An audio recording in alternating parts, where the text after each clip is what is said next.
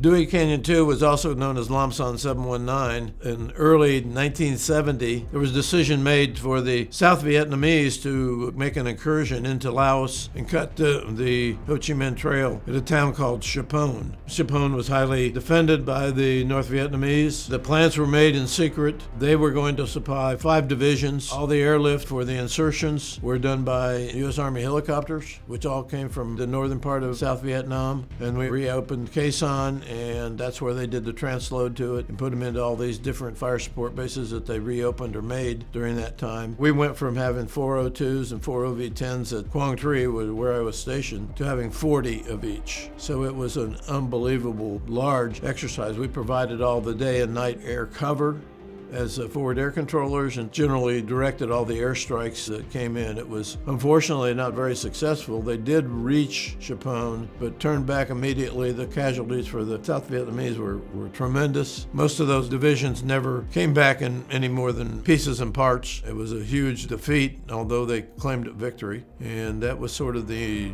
beginning of the end. By that time, the South Vietnamese Army was 2nd Regiment, 1st ARVN Division, owned the DMZ. They took over from Marines there, and so we were their forward air controllers, and we worked with the either U.S. Special Forces, or U.S. Marine advisors, or the Australian Army advisors, which are the Australian AATTV, Australian Army Tactical Training Team Vietnam. The fire support base was getting overrun. We were covering it night and day. There was a Special Forces advisor with them, and we ended up talking to him quite a bit. For that siege, over 3 days, I myself put in 43 airstrikes. One day, 23, and that was the day we finally broke the assault on it.